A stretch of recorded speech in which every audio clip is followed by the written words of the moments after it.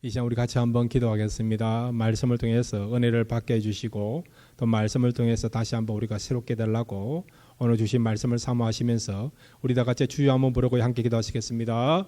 주여, 아버지 하나님 감사합니다. 이 시간 저희들 말씀 듣기 원합니다. 사모하는 마음으로 듣기를 원합니다. 저희들 갈급한 마음으로 듣기를 원합니다. 또 믿음으로 듣기를 원합니다. 그랬을 때에 이 말씀 우리 마음에 잘 심겨지게 하옵소서. 말씀을 통해 은혜 받게 해주옵소서. 새롭게 해주셔서 말씀은 능력이 있습니다. 우리를 변화시킬 줄로 믿습니다. 우리를 새길 줄로 믿습니다. 우리를 일으켜줄 줄로 믿습니다. 새로운 소망을 줄 줄로 믿습니다. 새로운 결단과 도전을 받을 수 있는 그런 능력의 말씀으로 이 시간에 찾아올 줄로 믿습니다. 성령님 사로잡아 주옵소서. 이 공간에 운행하여 주옵소서. 한 사람 한 사람에게 아버지 하나님 오순절에 임했던 그 불의 같이 임했던 그 성령의 역사들이 말씀을 듣는 순간 임하게 하여 주옵소서. 다시 한번 우리의 영혼이 뜨이게 해주시고 성령의 생각을 해주시고 성령으로 우리가 다시 한번 새롭게 변화되고 거듭날 수 있는 놀라운 역사가 이 시간에 나도록 도와주옵소서. 치유의 역사 있게 하옵소서. 우리의 마음이 치유되게 하옵소서. 상처들이 치유되게 하옵소서. 영적인 문제들이 치유되게 하여 주옵소서. 새롭게 아버지 하나님 결단하며 새로운 인생 살 수 있는 정말 내가 은혜를 누렸다라고 주님을 만났다라고 고백하는 귀한 시간 되게 하옵소서. 그 신의 주로 믿습니다. 하나님 아버지, 이 시간 말씀 듣기를 원합니다. 말씀이 우리 마음에 임할 때에 성령의 역사가 일어나게 하옵소서. 이 말씀이 나를 살리는 말씀이 되게 하여 주옵소서. 나를 영적으로 살찌는 말씀이 되게 하여 주옵소서. 다시 한번 하나님을 향한 새로운 결단과 하나님을 향한 그런 사랑의 마음들이 일어날 수 있는 말씀이 되게 하여 주옵소서. 치유의 말씀이 되게 하여 주옵소서. 그래서 아버지 하나님 오늘 말씀을 통해서 새로운 인생 살아갈 수 있는 그런 출발선이 될 수 있도록 은혜 베풀어 주옵소서. 성령께서 함께 줄로 믿습니다. 예수님의 이름으로 기도드렸습니다. 아멘. 오늘 말씀을 통해서 은혜 받고 돌아가시기를 바랍니다. 예수님께서 3년 반 동안 살아가신 가운데 많은 이적을 행하셨습니다. 그런데 이 요한복음에는요, 예수님이 행하신 이적 가운데 7가지밖에 없어요. 우리가 아시다시피 예수님이 얼마나 많은 병자들 고쳤습니까? 죽은 자도 3사람이나 살렸고 오병이어 같은 기적도 행하셨고 많은 기적 사건이 나타나는데 이 요한복음에는 딱 7가지밖에 없어요. 왜 요한은 그 많은 이적 사건을 다 언급하지 않고 7가지만 언급했느냐? 이유가 있습니다. 그것은 예수 그리스도가 하나님의 아들이시고 그분이 진정한 우리의 구원자이시다. 이런 목적에 맞추어서, 이런 주제에 맞추어서 이 주제를 잘 부각시키기 위하여 7가지 기적만 소개하게 된 것입니다. 우리가 이 요한복음을 살펴보는 가운데 앞서 2번의 기적 사건을 살펴봤어요. 예수님이 첫 번째 행하신 이적이 무엇입니까? 2장에 나와 있는 물이 변하여 포도주가 되게 한 사건이고, 두 번째 사건은 무엇입니까? 기억 안 나시죠? 두 번째 사건은 뭐냐니까 똑같은 가나에서 일어난 사건인데 왕의 신하의 아들을 살리신 사건이에요. 이제 기억나십니까? 오늘은 예수님이 이 요한복음에서 3번째로 행하신 기적 사건입니다. 베데스다 연못가에 있는 38년 된 병자를 고치시는 사건입니다. 오늘 주님께서 베데스다 연못에 임하심으로 정말 오랫동안 누워 있었던 38년 된 병자를 살리심을 통해서 우리에게 주시고자 하는 귀한 교훈이 있습니다. 그 교훈 3가지를 함께 생각하겠습니다. 자, 첫 번째로 한번 따라해 주시기 바랍니다. 세상 속에는 진정한 희망이 없다. 그렇습니다, 여러분. 세상은 말로는 희망이다, 행복이다, 성공이다, 그런 이야기를 하지만은 가만히 들여다보면요, 세상 속에는 진정한 희망이 없다는 것을 우리가 알 수 있지 않습니까? 여기 베데스다 연못이 그런 거예요. 이 베데스다라고 하는 이 연못의 이름 뜻은 뭐냐니까 바로 베이트와 헤세드의 합성어입니다. 베이트란 말은 히브리 말로 집이란 말이고요. 헤세드란 말은 은혜, 자비, 사랑이란 뜻을 갖고 있습니다. 종합해 보면 이 베데스다라는 말은 은혜의 집, 자비의 집으로 불려지는 것입니다. 자, 그런데 여러분, 과연 이곳이 은혜의 집, 자비의 집일까요? 이름은 정말 자비의 집, 은혜의 집으로 보여지는 거예요. 불려집니다. 실상은 그렇지 않다는 거죠. 세상이 그렇지 않습니까? 이름은 그럴싸해요. 그런데 들여다보면 이름하고는 전혀 연관이 없고 상관이 없는 것을 우리가 알고 있지 않습니까? 몇 년 전에 신문을 봤는데 한국 제1교회가 문을 닫았다. 그런 기사를 본 적이 있어요. 한국에서 제일 큰 교회가, 이름이 한국에서 제일 큰 교회예요. 문을 닫았다. 그러는 기사를 본 적이 있습니다. 여러분, 대한민국에서 가장 큰 교회가 어떤 교회입니까? 예, 우리가 아시다시피 여의도 순복음교회가 가장 많이 모이지 않습니까? 그래서 여의도 순복음교회가 문을 닫았나 보니까 아니에요. 영등포에 있는 상가에 있는 조그마한 교회인데 이름만 한국 제일 큰 교회더라고요. 교회가 이제 세를 내면서 건물을 유지했는데 그만 그 집세도 감당하지 못해가지고 문을 닫게 된 거죠. 이름만 한국 제일 큰 교회인데 실상은 그렇지 않았다는 거죠. 여러분, 세상이 그렇다는 겁니다. 이 베데스다의 연못 이름이 자비의 집, 은혜의 집이에요. 그런데 실상은 전혀 은혜의 집이 아니에요. 자비의 집이 아니에요. 오히려 은혜가 없는 집이고, 그 다음에 경쟁에 치열하고, 그 다음에 강한 자만 살아남는 무자비한 그런 곳이 바로 베데스다 연못가입니다. 도대체 이곳에 어떤 사람이 살기에 말은 외형은 은혜의 집이지만은 실상은 그렇지 않는가? 오늘 성경 여러분, 요한복음 우리 5장 1절부터 5절까지 같이 한번 읽겠습니다. 요한복음 5장 1절부터 5절입니다. 시작. 그 후에 유대인의 명절이 되어 예수께서 예루살렘에 올라가시니라.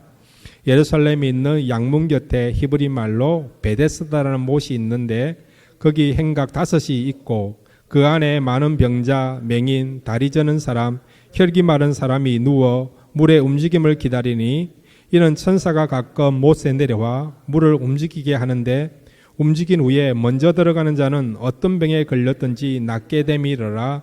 거기 38해 된 병자가 있더라. 예, 여기 보시면 양문 곁이라고 하는 예루살렘 여러분 성전에 보면 그 문들이 있어요. 그런데 양문이라는 문이 있습니다. 이 양문은 뭐냐? 성전에 들어갈 때 여러분 제사 드릴 수 있는 제물 있지 않습니까? 양이나 소나 그 다음에 염소나 비둘기 이런 짐승들이 들어가는 문이 양문이에요. 양문. 그 양문 곁에 바로 조그만 연못이 있는데 그 연못 이름이 바로 베데스다입니다. 그곳에는 여러 가지 질병을 갖고 있는 사람들이 지금 누워 있는 거예요. 오늘 성경에 보면 맹인, 다리 저는 사람, 혈기 마른 사람, 또 38년 된 병자가 그곳에 지금 자리를 잡고 누워 있는 겁니다. 이유는 뭐죠? 가끔씩 천사가 내려와서 이 베데스다 연못을 정하고 난 뒤에 제일 먼저 그곳에 들어가면 어떤 병을 가진 사람이라 하더라도 어떤 병에 걸린 사람이라도 낫는다는 이야기를 듣고 거기에 하나 희망을 걸고 지금 이 베데스다 연못가에 많은 사람들이, 특별히 많은 병자들이 그곳에 찾아와서 자리를 잡고 있는 거예요. 자, 그런데 여러분, 평소에는 문제가 안 돼요. 같은 상처와 같은 고통, 질병을 갖고 있는 거니까 아마 서로 위로하고 챙겨주고 형제를 나눌 거라고 생각하시지 않습니까? 우리가 남이냐, 같은 아픔, 상처를 갖고 있는 사람이니까 우리끼리라도 잘 지내자. 그런 마음을 가지고 살아갔는지 모릅니다. 그런데 문제는 천사가 물을 동하고 난 뒤로부터 어떻게 됩니까? 그는 형제가 없는 거죠. 그때부터는 안면 몰수하고 내가 먼저 들어가야 된다는 마음을 가지고 경쟁 시대가 시작되는 거죠. 무한 경쟁이 시작되는 것입니다. 모든 사람을 척을 보면서 내가 들어가야만이 질병을 고칠 수 있다. 그런 마음을 가지고 앞서가려고 하는 사람들도 끄집어내려고 하는, 잡아 당기려고 하는 그런 아비규환이 나타날 수 있는 그 환경이 뭐라고요? 베데스다 연못가라는 것이죠. 이익 앞에 신뢰 앞에는 여러분 친구도 없고 원수도 없고 자기만 남아있는 그런 곳이 어떤 곳입니까? 이 베데스다 연못가라는 것입니다. 그러니까 말은 지금 자비의 집, 은혜의 집이라 이야기하지만 실상은 그렇지 않다는 거지. 무자비하고 그 다음에 경쟁사회이고 그 다음에 강한 자 1등만 살아남는 그런 살벌한 사회가, 살벌한 작은 세상이 어떤 곳이라고요? 바로 이 베데스다 연못가라는 것입니다. 우리가 살고 있는 세상이 그렇지 않습니까? 말은 평화, 말은 자유, 평등, 인권 그런 거 이야기하지만은 나의 이익 앞에 인권이 보입니까? 상대방의 그런 어떤 자유가 보입니까? 아니지 않습니까? 먼저 내 것부터 챙기려고 하는 그런 이기적인 마음을 갖고 있는 것이 인간의 속성 아닙니까? 우리가 살고 있는 세상이 그런 거 아닙니까?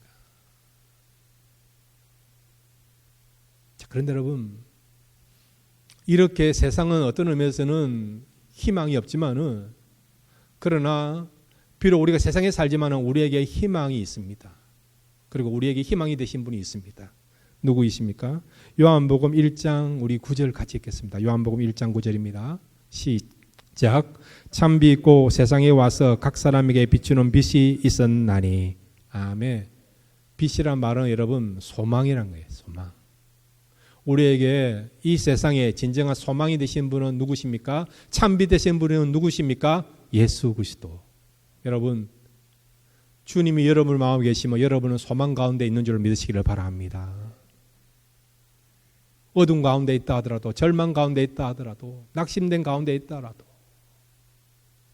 주님을 바라보시면 그분은 참빛, 참 희망이 되시고 소망이 되시기 때문에 그 주님을 바라보고 붙잡고 있으면 여러분 절망 가운데서도 소망 가운데 거하게 될 줄로 믿습니다. 여러분, 세상에는요 희망이 없어요. 희망이 있는 것 같이 이야기하지만은, 유토피아 건설을 이야기하지만은, 기술과 문화와 발달하면 사람이 더 잘 살게 되고 평안하게 되고 행복하게 될 거라고 이야기하지만 그렇지 않습니다. 기술 문화가 발달하면 발달할수록 인간의 그런 인정미가요, 인간미가 더 사라집니다. 더 냉랭해지는 것입니다. 우리는 지금 역사상 최고의 그런 기술과 문화, 문명을 우리가 자랑하면서 그런 혜택을 받고 살아가지 않습니까? 스마트폰 하나만 갖고 있어도 얼마나 많은 유익을 얻고 있습니까? 그렇지만은 이런 어떤 우리가 이런 문화, 문명, 기술에 대한 혜택을 받지만은 혜택을 받는 만큼 우리는 어떤 것을 느낍니까? 더 공허하지 않습니까? 고독하지 않습니까? 네트워킹을 하지만 오히려 네트워킹이요 사람들로 하여금 더 단절하게 하는 것을 알고 있지 않습니까? 이것뿐만 아니라 여러분, 어술이 얼마나 발달했습니까? 그럼에도 불구하고 동시에 여러분 생각지도 못하는, 알지도 못하는 그런 어떤 희귀한 병들이 얼마나 많이 있습니까? 여러분, 무엇을 말씀해 주고 있습니까? 이 땅에서는 진정한 희망이 없다는 거, 궁극적인 희망이 없다는 거, 진정한 희망은 예수밖에 없다는 것이죠.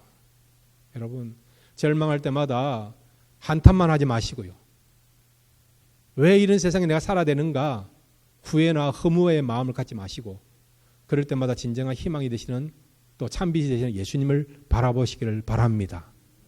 예수님을 바라볼 때에 정말 우리가 절망 가운데서도, 낙심된 가운데서도, 무의미한 가운데서도, 공허한 가운데서도 희망을, 기쁨을, 평강을 우리가 회복하게 되고 찾게 될 줄로 믿습니다. 유일한 답은 예수님밖에 없습니다. 예수님을 바라보시기를 바랍니다. 두 번째로 여러분, 이 베데스다 연못까지 찾아오신 주님을 통해서 오늘 우리에게 주시고자 하는 귀한 교훈이 있습니다. 한번 따라해 주시기 바랍니다. 주님은 연약한 자를 찾아오신다. 예, 오늘 본문에 보면 이 38년 된 병자가 있어요. 자, 여러분 38년 동안 병자로 살았습니다. 1960년도만 하더라도 우리 대한민국의 남자분들의 평균 수명이 얼마인지 아세요? 한번 조사를 해보니까 45세밖에 안 돼요. 45세. 전쟁 때문에, 질병 때문에 여러분 50살을 못 넘기고 세상을 떠난 남자분들이 많았다는 거죠. 여러분.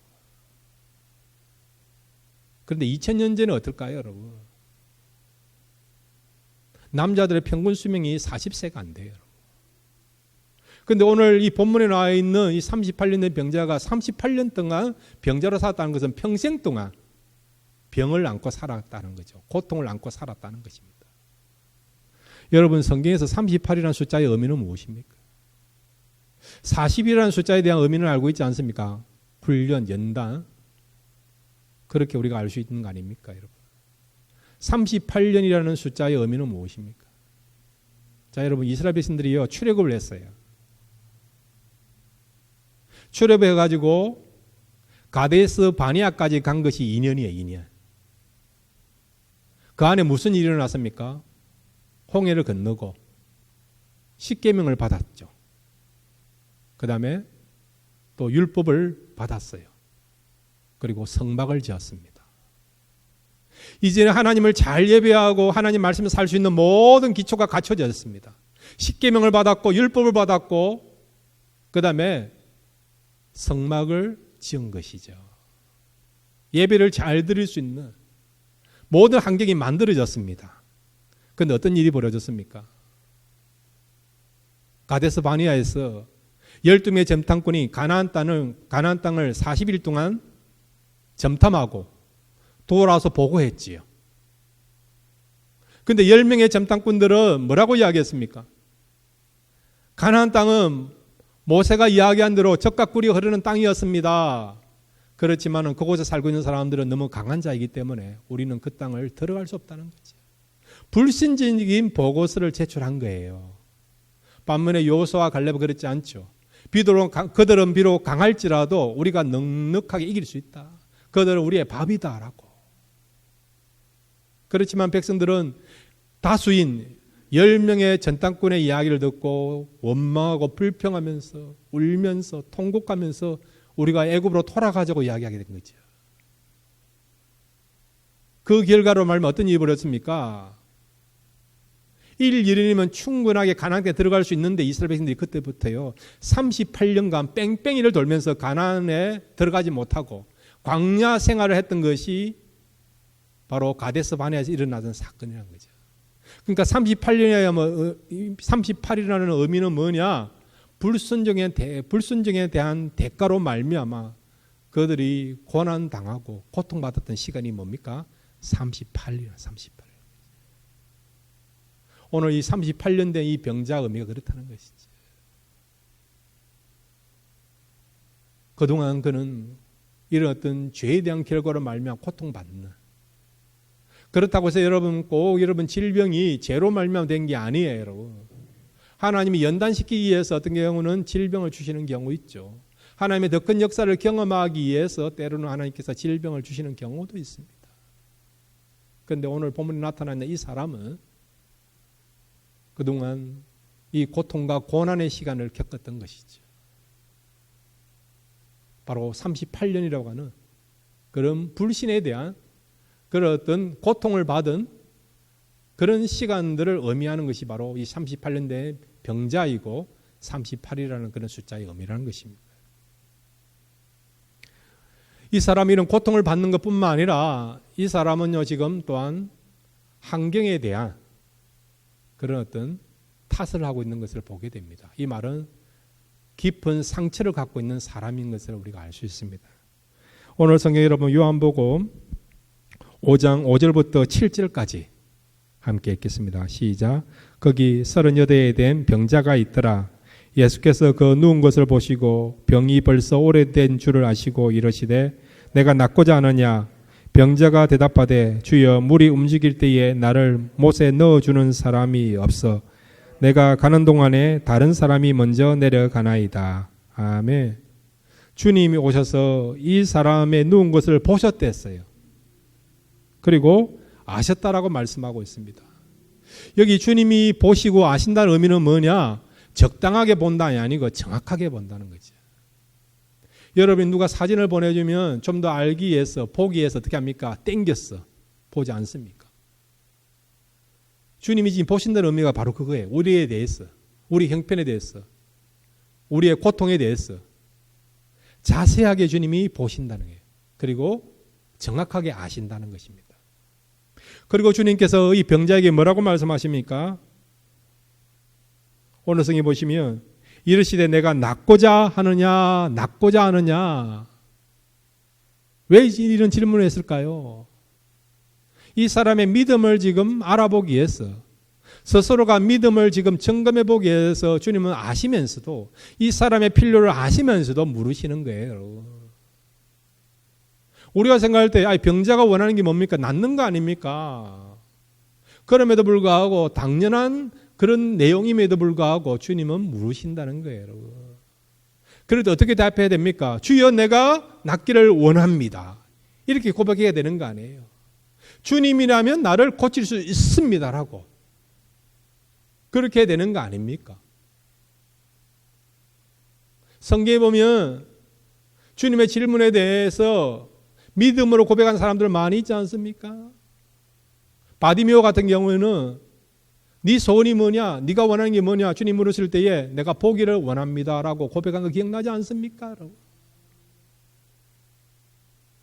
주님을 알고 있다고 한다면, 주님을 신뢰하고 있다고 한다면 주님의 이런 질문 앞에 주님, 내가 주님께서 나를 고칠 줄은 믿습니다.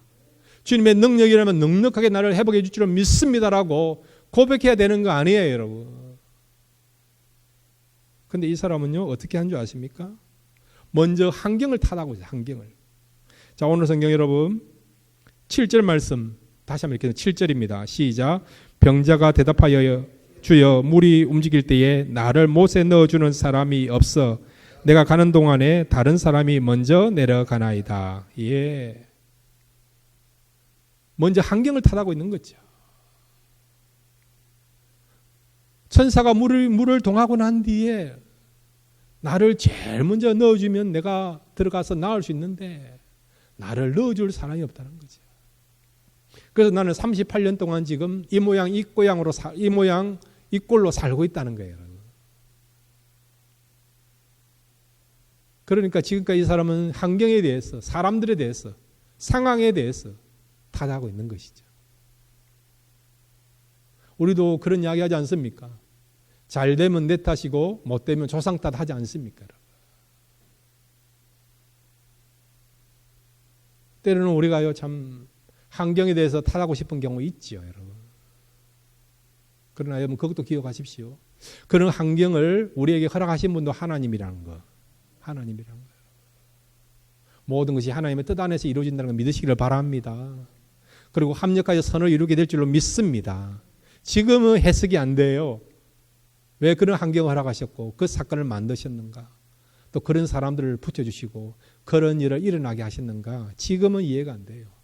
그러나 분명한 것은 합력하여 선을 이루게 하실 것이고 성도의 결론은 뭡니까? 해피엔딩. 해피엔딩이 될 것을 믿으시기를 바랍니다. 근데 이 사람은요 지금 환경 탓만 하고 있는 거죠. 그뿐만 아니라 예수님에 대해서 뭐라고 지금 이해하고 있고 예수님에 대해서 무엇을 요구하고 있습니까? 나를 못에 넣어주는 사람이 없어. 예수님에게 지금 무엇을 요청하고 있습니까? 예, 당신이라도 나를 넣어주면 좋겠다 이거예요. 나를 넣어주면 내가 고침받지 않겠는가? 이런 이야기를 하는 거죠. 이런 요청을 하고 있는 거죠. 예수님은 어떤 분을 생각하고 있습니까? 그냥 자신을 도와줄 수 있는 분으로 그냥 못에 넣어줄 수 있는 그런 찐꿈 같은 힘 좀 쓰는 그런 분으로 예수님을 인식하고 있다는 거예요. 그러니까 예수님에 대한 믿음도 전혀 없는 것이죠. 예수님에 대한 소문을 들을 거 아니에요. 그럼 어떻게 됩니까? 야, 이분이 왔구나. 이분이라면 나를 고칠 수 있는 분이라고 확신을 가지고 주님이라면 나를 고칠 수 있습니다. 나를 회복해 주십시오. 나를 치유해 주십시오. 주님의 능력을 믿습니다라고 그렇게 고백해야 되는 거 아니에요, 여러분? 근데 이 사람은 주님에 대한 소문을 들었어도 주님에 대한 믿음, 확신이 없었던 것이죠. 그러니까 전혀 믿음이 없는 사람이란 것입니다. 근데 놀라운 것은 이렇게 믿음도 없고 그 다음에 고통 가운데 있었고 환경만 타라는 이런 사람이지만은 놀라운 것은 주님이 이런 사람을 찾아왔다는 거예요. 정말 연약한 사람을 찾아왔다는 겁니다. 이것이 신비예요, 여러분. 우리가 성경을 읽다 보면 믿음 있는 사람을 통해서 하나님 역사하시고 은혜 베풀어 주십니다. 그러나 어떤 경우는 믿음이 없어도 주님이 먼저 오셔서 찾아오시고 능력을 행하시는 경우도 있다는 거예요, 여러분. 사랑하는 성도 여러분, 이 자리에 참석하던 모든 분들이 믿음 있기를 바랍니다. 믿음을 통해 하나님의 역사를 경험하기를 원합니다. 그렇지만 여러분 가운데 믿음이 부족한 분이 있습니까? 믿음이 부족하기 때문에 낙심하십니까? 나는 믿음이 없으니까 은혜 받기는 글렀구나. 치유되기는 글렀구나. 그렇게 믿음 없는 것 때문에 한탄하시거나 절망하신 분이 있습니까? 이런 분에게도 소망이 있습니다. 믿음이 없는 그 자체를 가지고 주님께 나오십시오. 그리고 요청하십시오. 주님, 나에게 믿음이 부족합니다. 믿음이 없습니다. 어떻게 보면 나는 겨자씨만한 믿음도 없습니다라고 솔직하게 고백하십시오. 그리고 어떻게 하십니까? 내가 믿음 없지만 그럼에도 불구하고 주님 나를 불쌍히 여겨달라고 요청하시길 바랍니다. 주님이 믿음 없는 사람들을 불쌍히 여기시면 어떤 일이 벌어진다고요? 고침 받는다니까요, 여러분. 이 38년 된 병자 어디를 보더라도 믿음이 없어요, 여러분. 환경만 탓하는 사람이에요, 여러분. 사람만 탓하는 사람입니다. 신세에 한탄하는 사람입니다. 그 세월이 38년입니다. 고통 가운데 있었습니다. 고통을 받았지만 전혀 변화되지 아니했어요, 여러분. 어떤 사람은 고난을 통해서 변화되는 사람이 있지 않습니까? 욥은 고난을 통해서 얼마나 변화가 많이 되었습니까? 그렇지만 이 사람은 많은 고난받았지만 변화되지 아니했어요. 전혀 믿음이 나아지지 않았습니다. 주님을 향한 믿음도 없어요. 그렇지만 주님은 이 사람을 불쌍히 여기지 않습니까? 불쌍히 여기시니까 이런 믿음 없는 사람도 고침받고 회복되지 않습니까? 그러니까 여러분 가운데 믿음이 부족한다 해서 그것 때문에 낙심하지 마십시오. 여러분 믿음 없음을 고백하십시오. 하나님, 나의 믿음 없음에도 불구하고 나를 불쌍히 해달라고, 우리 가정을 불쌍히 해달라고, 우리 자녀들을 불쌍히 해달라고 여러분 그렇게 부르짖으시면 주님이 원하시면 여러분을 불쌍히 여김으로 말미암아 오늘 38년 된 병자를 주님이 불쌍히 여기심으로 회복해 주신 것처럼 주님께서 우리를 불쌍히 해주시면 회복의 은혜, 치유의 은혜, 그리고 또한 놀라운 새 역사를 경험하는 은혜가 임하게 될 줄로 믿습니다. 주님은 연약한 자를 찾아오십니다. 찾아오시는 주님을 향하여 불쌍히 여겨달라고 부르짖을 수 있는 그런 저와 여러분 되시기를 바랍니다. 세 번째로 여러분, 주님이 오늘 베데스다 연못까지 찾아오심으로 우리에게 주시고자 하는 귀한 교훈이 있습니다. 한번 따라해 주시기 바랍니다. 성도는 은혜를 입은 자이다. 예. 오늘 이 베데스다 연못가에 있는 사람, 믿음 없는 사람이에요. 고난 가운데 있는 사람입니다. 정말 절망 가운데 있는 사람입니다. 그리고 환경만 탓하는 그런 사람입니다. 근데 주님은 이 사람을 향하여 어떻게 하십니까? 믿음 없으니까, 너는 믿음이 없으니까 다음 기회에 보자. 패스했나요? 제껴놓았나요? 아니죠. 이 베데스다 연못가에는 많은 병자가 있었습니다. 다 불치병을 갖고 있는 사람들이에요. 그 당시 의학으로는 고침받을 수 없는 그런 불치병을 갖고 있는 그런 사람들이에요. 한두 사람이 아니에요. 이 사람 말고도 주님께서 고쳐야 될 병자들이 많이 있습니다. 그러면 주님은 이 믿음 없는 38년 된 병자를 어떻게 하셨습니까? 자, 오늘 성경 여러분 8절 9절을 같이 읽겠습니다. 8절 9절입니다. 시작. 예수께서 이르시되 일어나 내 자리를 들고 걸어가라 하시니 그 사람이 곧 나와서 자리 들고 걸어가니라. 이날은 안식일이니. 아멘. 믿음 없음에도 불구하고 환경에 대해서 탓하는 그런 사람임에도 불구하고 상처를 갖고 있는 그런 사람임에도 불구하고 주님 어떻게 했다고요? 명령하신 말씀으로 명령하신 거죠. 명령하신 것이죠. 어떻게 해요? 예수께서 이르시되 일어나 내 자리를 들고 걸어가라 하시니 일어나라 자리를 들고 걸어가라라고 명령하신 거예요. 그랬더니 어떤 일이 일어났습니까?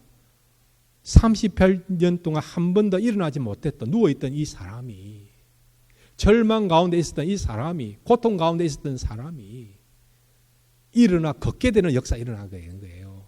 무엇을 통해? 말씀을 통해서. 말씀이 선포되니까 그 말씀을 듣는 순간 말씀이 역사하는 순간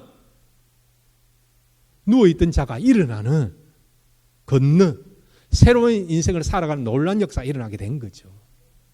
이만큼 말씀이 능력이 있다는 것을 말씀해 주고 있습니다. 여러분 하나님 말씀이 능력 있는 걸 믿으시죠? 이 우주를 창조하신 것이 말씀 아닙니까? 여러분 그 말씀은 생명의 말씀, 때로는 기적의 말씀, 변화의 말씀이 될 수 있는 것이죠. 여러분 예수님이 어떤 분이길래 이렇게 기적을 행할 수 있습니까? 그분이 누구죠? 하나님이시죠.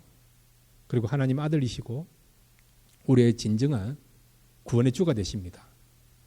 그리고 이분은 어떤 분입니까? 생명을 주관하신 분이에요. 생명을 주관하시는 분이에요. 이 말은 생명을 살리고 생명을 풍성케 하시는 분이란 거죠, 여러분. 그러기에 병자를 향하여 주님 말씀하시니까 생명을 주관하신 주님의 말씀이 선포되니까 누워있던 자들이 다시 살아나는 생명이 살아나는 역사가 일어나게 된 거예요, 여러분. 이만큼 여러분 말씀이 능력이 있다는 것을 말씀해 주고 있습니다.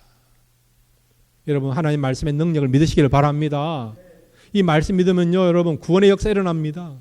치유와 회복의 역사 일어납니다. 마음의 평강이 찾아오게 됩니다.